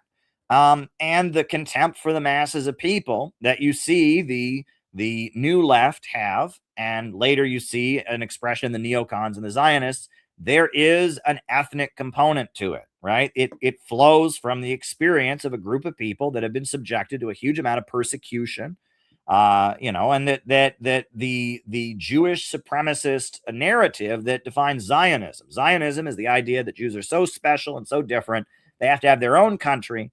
They can't assimilate into Europe. They have to have their own country, and that in order to have their own country, it's okay for them to murder the Palestinians, and that, and that it's okay because it's just about them, and that, that Zionist ideology, it flows from centuries of persecution, and that Trotskyism has a shade of that as well. And that neoconservatism took that spirit of anti-populism and that contempt, seeing Nazi Germany and the Soviet Union as the same system, right? It's just an expression of vulgar mob rule in the masses of people, seeing themselves as superior, right? Leo Strauss thought he was a philosopher king. He was better than everybody else, meant to rule over the others, right? That there is a component to this. Now, a lot of people will tell you all the neocons were Jews. That is not true. Dwight McDonald was not a Jew, right? John Bolton is not a Jew. Marco Rubio is not a Jew, right? And that it's not a Jewish conspiracy. This is simply an intellectual, it's a way of seeing things that developed. And largely, a lot of the neocon thinkers in the Trump administration or in our contemporary time, a lot of them are people that were trained by Leo Strauss, trained by Irving Kristol, etc., but they are not of the Jewish background. A lot of them are guys that were in the U.S. military, and they were high-achieving guys in the military who were successful and went back to college and got their PhDs in foreign policy, and then they were trained by Leo Strauss, but they have their own view, and that's John Bolton's background. That's Mike Pompeo, right? I think he was a military guy who, so please, we're not saying anything anti-Semitic here. And that the problem, it's been said that anti-Semitism is socialism for fools. The problem with it is that anti-Semitism is very, very primitive. This Nick Fuentes stuff, it just makes it all out like, there's just one group of people and they're bad. Well, not only is that bigoted and racist, that's also ignorant, right? It's more complicated than that. I just spent almost 2 hours explaining to you this complicated history, and there's certain people that don't want to learn any of that. They just want to learn Jews are bad, and that's not what we're saying here, right? We're not saying that, right? And that there were many Jewish folks who were loyal to Stalin, right? There were many Jewish folks who didn't become Trotskyists, who defended the Soviet Union until the end, right? And there were many Jewish folks who didn't go along with a lot of this. So it's not, please, please, please, please, do not interpret what I am saying as some kind of anti-Semitic tirade. We're not blaming anyone on the basis of their race, and we're certainly not saying there's a big racial conspiracy. We're pointing out that there is an intellectual trajectory. This is where neoconservatism comes from. If you want to read my book, I wrote a good book about this, where it come from. But this slideshow that I'm doing is about this history because I want people to know this history. This is an important part of CPI and our understanding. We understand the trajectory from Trotskyism to neoconservatism, and also that woke leftism is also very anti-populist as well, right? The modern left is very, very anti-populist. So if you want to read the book, I recommend my own book. I'm proud of my book. It's a good book. So there you go. That's the book. It's in the chat. But that's tonight's presentation. Where did the neocons come from? So I hope you enjoyed that. So why don't we do the roll call? Names and locations. Names and locations. I will call you all out as I see you. Names and locations. Names and locations. Who is with us tonight? Names and locations. Names and locations. Then I will answer people's questions. So if you got a question for the second half of the show, please go to buymeacoffee.com and send me your question. But yeah, buymeacoffee.com/Caleb Maupin is a great way to send your question. So there we go. Names and locations. Who's with us? We got Los Angeles, Lana in Russia, Southern California, David Crow. Names and locations. Who is with us tonight? Names and locations. Who is with us? Names and locations. Ryan in Kansas City, Alex in Brazil, Maddie in California, Brentwood, Deep Green, Paul, very good to see you. Cameron in New Hampshire, good to see you. Anthony in Detroit, good to see you. Michael in Bayonne, good to see you. Jim in Chicago, good to see you. Patch in Arizona, good to see you. Oh, everybody's here tonight. Good. Names and locations. Who is with us tonight? Names and locations. Who is with us? Mark Shelnut in Bufford, Georgia. Never heard of Bufford, Georgia. Very good. I bet it's a great place. Names and locations. Who is with us tonight? Names and locations. Who is with us? Anybody else? Names and locations. Gabby in Chicago is with us. Miguel is with us. Names and locations. Anybody else with us tonight? Anybody? Oh, Sarah in Oregon. Shout out to Sarah. Go follow Sarah on Twitter. Sarah Jackman. She does good stuff on Twitter. Los Angeles, Carlos. Good to see you, Carlos. Names and locations. Yeah, in July, I'm headed to Minneapolis. I'm headed to Los Angeles in July. Daniel in Colorado. Jed in Beverly Hills. Wow, we got a big audience out in California. John in Chicago. Good to see you. Yeah, I'm headed there, and then I'll be in Chicago in August for our 7-day program that we're doing. So yeah, I'm looking forward to it all. But May and June, we're focusing on books and some different stuff. We had a great event in New York City on Saturday. I'm editing the video of that event still. The video should be posted soon. It was a great event that we had in New York City on Saturday. And I will have the video of that soon. I have a new book coming out pretty soon. We started the Juche study group. The first session was last night. Watch it if you haven't had a chance. Noah did a great job with the Juche study group. We're on fire. We are on fire. Victory Day is coming up. I did a special episode of Tara Reid and Olga Bataman's new show, East Meets West, about this book that I wrote, The Battle for Soviet History and Why It Matters. I'm very excited. That episode will be airing on Victory Day, from what I understand. That's very, very exciting. Good things are happening, folks. Our organization is marching ahead. We are building an anti-imperialist movement, which is what this country urgently needs. So we've done so much this year so far. We blocked the No Kings parade. We were out in the streets supporting Maduro after he was kidnapped. What have we done? I mean, we've been in Minneapolis. We've been around the country. I was just in Russia at a very important conference about elections monitoring. And oh man, we have been doing so much. LA is out there every weekend. They've been featured on all these important YouTube channels, and Penny's out there in Minneapolis. And we just had an event at the United Nations where we talked about women's history. And man, we are doing a lot as an organization. CPI is marching ahead. Dare to struggle, dare to win. We just launched the American Juche study group to study the ideology of Kim Il-sung. We're doing great things, folks. And you can be a member, become a member of CPI today. We've got a big summer planned. Very, very exciting. Very, very exciting things are ahead. So I just want to thank you all for being part of this community. So I'm going to start answering questions that have come in via Buy Me a Coffee.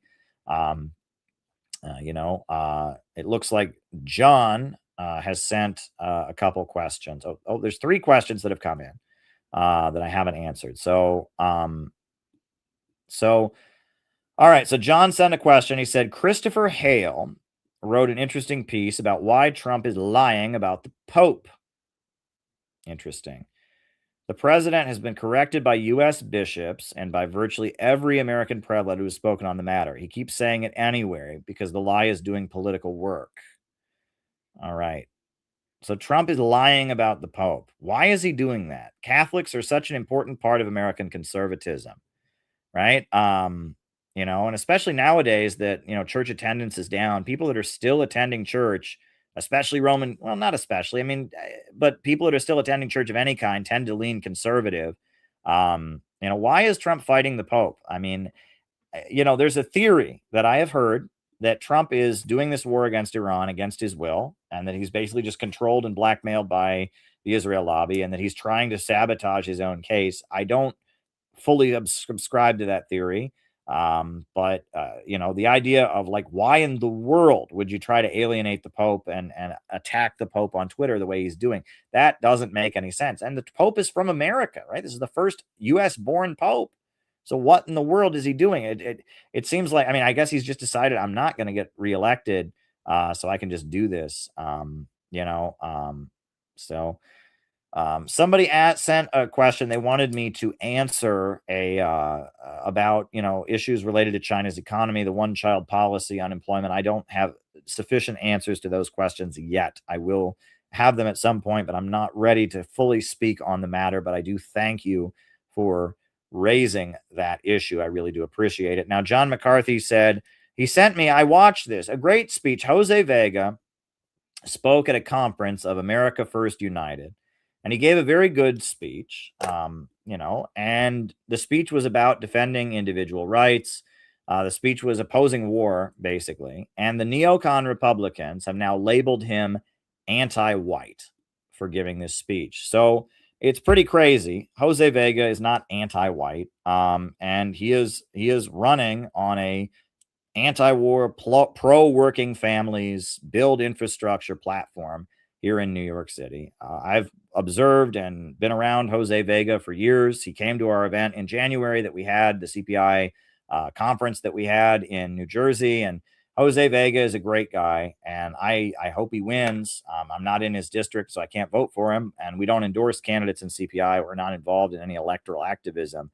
But let's put this great speech that Jose Vega gave on, because I think it's tremendous. And the fact that they're taking it out of context to defame him is pretty awful. So here we go. Thank you all. I literally just got off the flight out of the airport and right here, so excuse me for being late. It's good to see a lot of faces in the crowd, and I heard that the live stream got hacked. That sucks, but hopefully we'll be back up soon, and it's good to see some of my friends in the audience as well. Rex, Tim, good seeing you guys. I am titling this Making a New American Revolution. And I want to quote to you the most important sentence that exists in the English language. And I want to quote it to you in full because you don't usually hear it in full.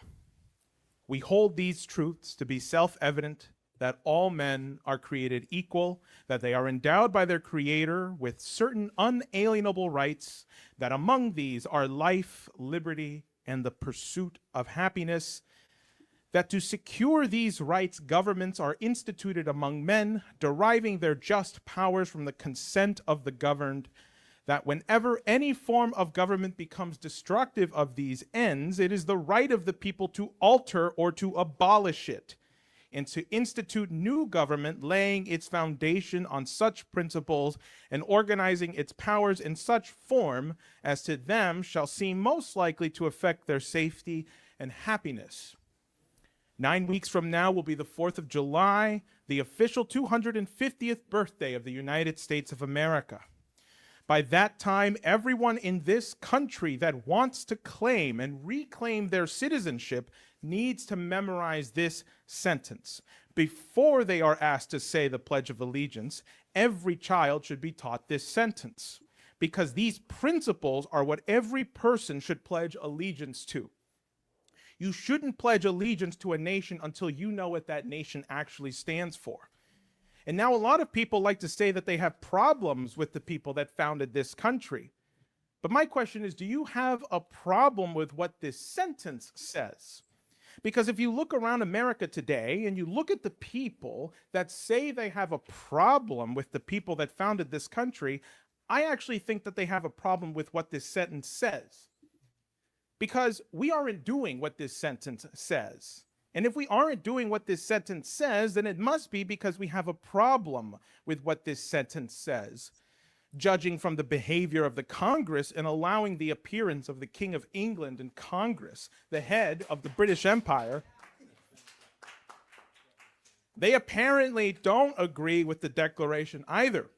Between 1750 and 1820, over 10 million people died on the Indian subcontinent under British colonialism. And between the years 1700 and 1947, British imperialism killed over 100 million people in the continent of India. Then there are the British cousins like Leopold II of Belgium, first cousin of Queen Victoria and Prince Albert. Exactly 141 years ago today, May 2nd, 1885, King Leopold, the second king of Belgium, established what was called the Congo Free Estate.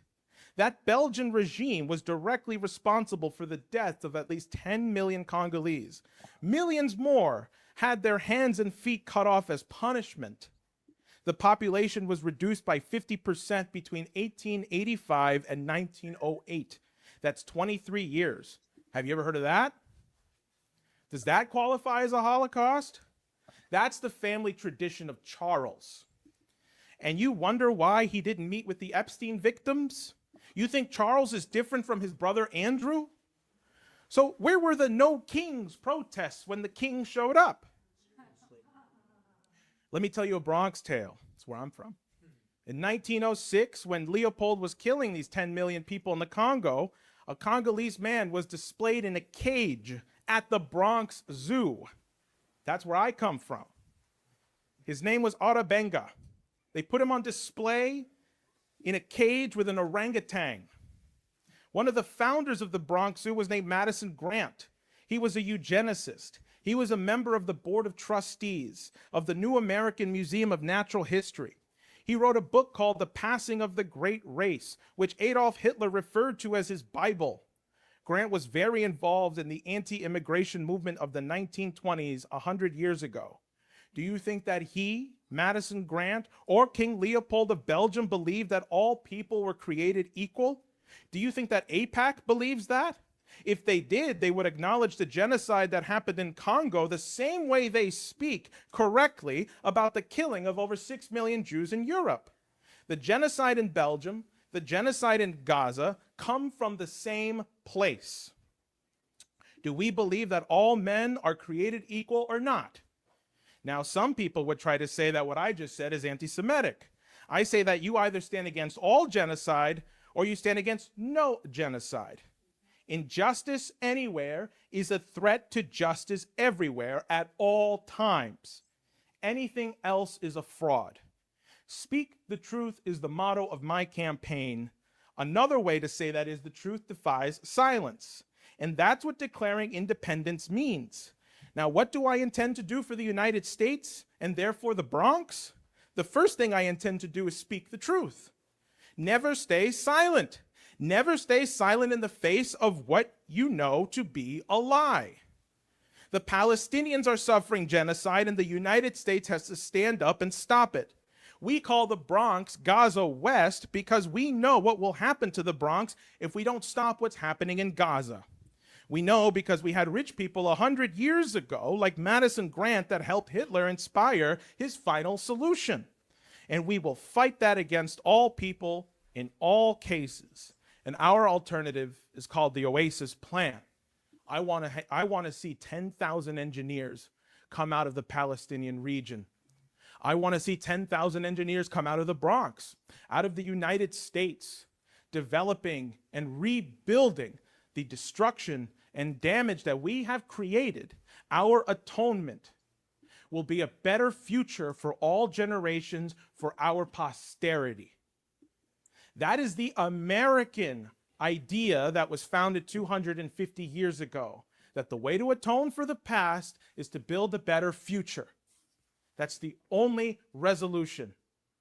And that's what the Oasis Plan is about. And that's why I'm running for Congress in the Bronx, in the poorest congressional district in the country, because if you can do it there, no one has a damn excuse not to do it anywhere else. And so thank you for letting me come here, addressing all of you. Thank you, everybody, for being here for the cause of uniting the country. Left, right, blue, red, it's got to go. And I'm glad that we have that dialogue starting here. Thank you very much.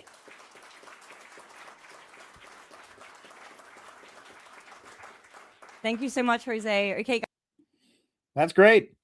That's great. And you know what he said? Should be common sense. And the idea, there's these layer of people that, like, if you mention any of the crimes of colonialism, they get offended, right? And they're just like, oh, you're being anti-white. No, he's not. He's being anti-imperialism. And I would argue that imperialism is bad for all working people, and that this imperialist system is, something that is grinding our nation into poverty. And if we were to break out of imperialism, that would be good for the American people, white, black, Arab, Asian, Latino, you name it. So, yeah. How can you not like a guy who talks that way? I thought that was a tremendous speech, and I'm not offended by it. And the fact that neocons are offended by it, they're really offended by the fact that he called out Israel, that he called it Israel's crimes against humanity. And people forget the crimes of imperialism. So there you go. All right, folks. Well, listen, I don't see any Rumble rants that have come in, and it's late. Thanks for watching another slideshow. We'll probably be back tomorrow night. If not, we'll be back the next night. We're just going to keep streaming. So dare to struggle, dare to win, everybody. We'll be back soon. So yeah, thanks. I'm going to put on the closing music, and I got a full day tomorrow. Well, that's good. It's good to be working. So, I'm going to be doing some good work tomorrow. So wish me luck. Wish me my best. Talk to you soon. New upsurge in the struggle against U.S. imperialism is now emerging throughout the world. Ever since World War II, U.S. imperialism and its followers have been continuously launching wars of aggression. But the people of various countries have been continuously waging revolutionary wars to defeat their aggression. And while the danger of a new world war still exists, and the people of all countries must get prepared, revolution is the main trend in the world today.